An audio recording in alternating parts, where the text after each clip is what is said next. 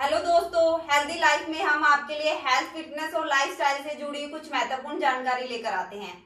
आज मैं आपके लिए लेके आई हूँ कि आफ्टर ओव्यूलेशन आप कौन सी एक्सरसाइज कर सकते हो। यानी मेरा मतलब है कि जब हम कंसीविंग के लिए जाते हैं या प्रेगनेंसी प्लान कर रहे होते हैं तो हम बोलते हैं मिड के जो डेज होते हैं कि बीच के जो दिन होते हैं उनको हम ओव्यूलेशन डे बोल देते हैं। कि जैसे मान लो कि 28 दिन की हमारी मेंसी साइकिल है, यानी पीरियड्स की जो साइकिल है हमारे 28 दिन या 30 दिन के हैं, तो हम मान के चलते हैं कि 28 दिन के हैं।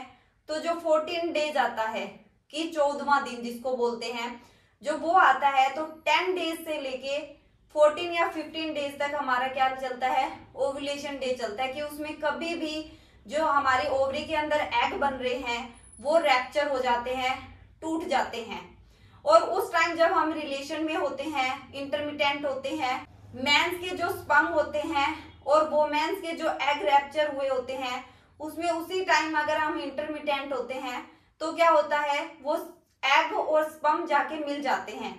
तो उस वजह से हमारे आगे की जो प्रोसेस होती है कि जो हमें कंसीविंग की जो प्रोसेस होती है वो आगे जैसे फर्टिलाइज होना कुछ है। तो मैं ये जो प्रोसेस बताने लगी तो बहुत लंबा हो जाएगा, ठीक है, जाइगोट बनना और ऐसे करके। तो मैं सिंपल बता देती हूँ कि जब वो मिलते हैं, स्पर्म और एग मिलते हैं, तो उस वजह से क्या होता है, हमें प्रेगनेंसी कंसीव होती है। तो इसीलिए हम हमेशा बोलते हैं कि जब ओव्यूलेशन डे होता है तो उस टाइम हमें रिलेशन रखना ही रखना चाहिए जब हम प्रेगनेंसी प्लान कर रहे हैं, ठीक है। तभी हमारे 90 to 95 प्रेगनेंसी कंसीव करने के सक्सेसफुल चांसेस हो जाते हैं। अगर हमें कोई भी प्रॉब्लम नहीं है तो हमें कंसीव होगा ही होगा। अगर हमें कुछ प्रॉब्लम है, ओवरी रिलेटेड कुछ प्रॉब्लम है, मेंसेस रिलेटेड प्रॉब्लम है, तो प्रेगनेंसी में थोड़ी प्रॉब्लम आती है।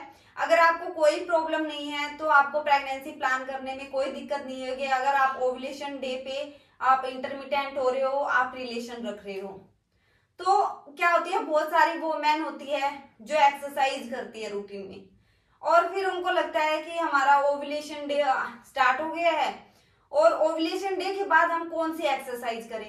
कहीं ये ना हो कि हम हैवी वर्कआउट कर ले या ऐसी एक्सरसाइज कर ले जिससे जो हमारा इम्प्लांट होना है, यानी जो बच्चा चिपकना है हमारा, वो चिपके ही नहीं और हमें दोबारा से मेंसेस आ जाए।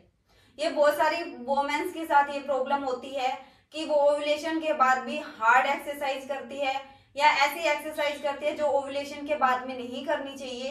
तो आज मैं वही लेकर आई हूँ कि आपको ओव्यूलेशन डे के बाद में आपको कौन सी एक्सरसाइज करनी है जो आप उसको रेगुलर कर सकते हो, तो आपके इम्प्लांटेशन में कोई प्रॉब्लम नहीं आएगी, जबकि इम्प्लांटेशन में आपका इम्प्रूवमेंट ही होगा कि वो बच्चा चिपकने में आपकी हेल्प ही करेगा।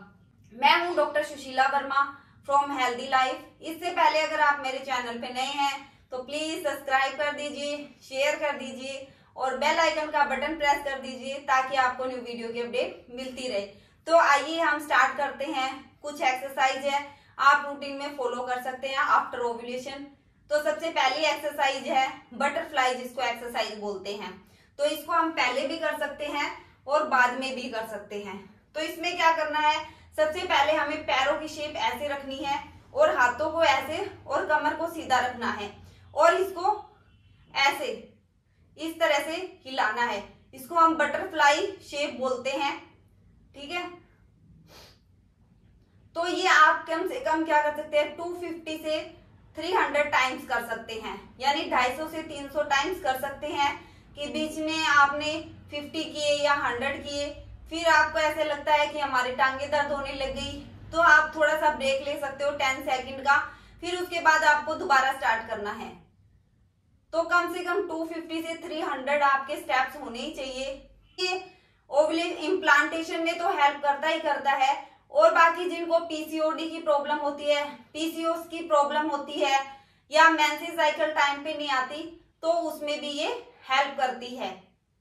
अब दूसरी एक्सरसाइज आती है। जो दूसरी एक्सरसाइज होती है उसको बद्धकोणासन भी बोलते हैं और बटरफ्लाई शेप में भी एक्सरसाइज बोल देते हैं।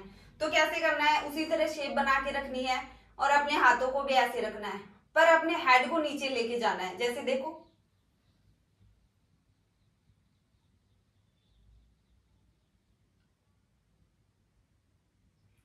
तरह आपको 1 मिनट के लिए होल्ड करके रखना है और फिर ऊपर ले जाना है और अपने सांस छोड़ देने हैं और रिलैक्स हो जाना है। इस तरह से रिलैक्स हो जाना है। ऐसे ही फिर दोबारा करना है आपको कि नीचे जाना है और फिर सांस छोड़ देना है और फिर नॉर्मल पोजीशन में आ जाना है। इस तरह से आपको ये 5 से 6 बार कर सकते हैं।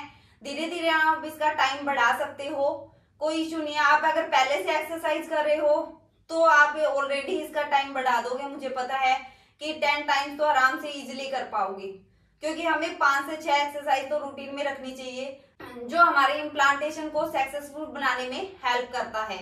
जो तीसरी एक्सरसाइज है उसमें क्या करना है, हमें पैरों को सीधा रखना है, ठीक है, और हाथों की पोजीशन ऐसे रखनी है या ऐसे भी कर सकते हैं और सांस हमें अंदर खींचनी है और हमें धीरे धीरे पैरों तक जाना है। ऐसे होल्ड करके रखना है और फिर धीरे धीरे ऐसे ऊपर करना है और हमें साथ में सांस अंदर लेना है और छोड़ना है। इस प्रक्रिया को भी हम 10 से 15 टाइम कर सकते हैं। ऐसे ही फिर दोबारा जाएंगे,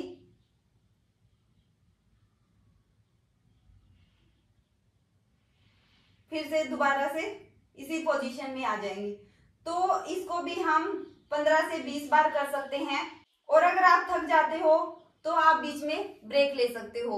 जो चौथी एक्सरसाइज है उसमें क्या करना है, पैरों को ऐसे रखना है इस पोजीशन पे। कई लोग क्या करते हैं, जो ये हमारे पैर होते हैं ऐसे खड़े रखते होते हैं, उंगलियों पे खड़े रखते हैं। उंगलियों पे हमें खड़ा नहीं होना या बैठना नहीं है, मेरा मतलब है हमें ऐसे रखना है और कमर सीधी रखनी है और हमें ऐसे इस तरह से सांस अंदर लेना है और छोड़ना है। ये क्या करेगा, हमारे जो पेल्विस एरिया होता है उसके अंदर ब्लड सर्कुलेशन को बढ़ा देता है। ऐसे ही सांसें अंदर लेनी है और छोड़नी है। इसको भी आप 15 से 20 मिनट कर सकते हो। 5 मिनट करके आप 10 सेकंड का ब्रेक ले सकते हो और उसके बाद में दोबारा ये आपको रिपीट करनी है। इस तरह से आपको 15 से 20 मिनट करनी है। आप इस तरह से ये एक्सरसाइज कम से कम आधा घंटा डेली करोगे, ये 4 से 5 एक्सरसाइज, तो आपके जो इम्प्लांटेशन सक्सेसफुल रेट है वो काफी बढ़ जाएंगे।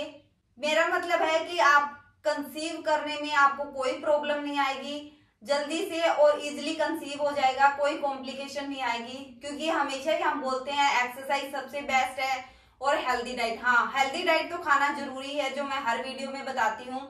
जब हम प्रेगनेंसी प्लान कर रहे हैं तब तो हेल्दी डाइट बहुत ही ज्यादा जरूरी है ठीक है, क्योंकि हमें 3 मंथ तक प्रॉपरली ध्यान रखना होता है कि हम ऐसा कोई खाना तो नहीं खा रहे जिससे हमारा मिसकैरेज हो जाए, या हम हैवी वर्कआउट या ऐसी एक्सरसाइज तो नहीं कर रहे जिससे हमारा मिसकैरेज हो जाए। हमें 3 मंथ तक प्रॉपरली ध्यान रखना होता है। हम कोई भारी या हैवी एक्सरसाइज ना करें या कुछ ऐसा ना खाए जिससे हमारा मिसकैरेज हो जाए। तो इन बातों का ध्यान रख सकते हो। और अगर फिर भी आप ये चाहते हो कि मैं हेल्दी डाइट के बारे में कुछ आपको बताऊं या वीडियो बनाऊं, तो आप मुझे कमेंट बॉक्स में मैसेज कर सकते हो। मैं उस टॉपिक पे आपके लिए वीडियो भी लेकर आऊंगी। अगर आप फिर भी मुझसे अपॉइंटमेंट लेना चाहते हो कि हमें प्रेगनेंसी में क्या खाना चाहिए, कौन कौन सी एक्सरसाइज करनी चाहिए, तो आप मेरी अपॉइंटमेंट भी बुक करा सकते हो। तो रेगुलर एक्सरसाइज करते रहिए, ओव्यूलेशन के बाद भी कोई प्रॉब्लम नहीं है। मिलते हैं जल्दी नेक्स्ट वीडियो में, तब तक के लिए अपना ध्यान रखिए।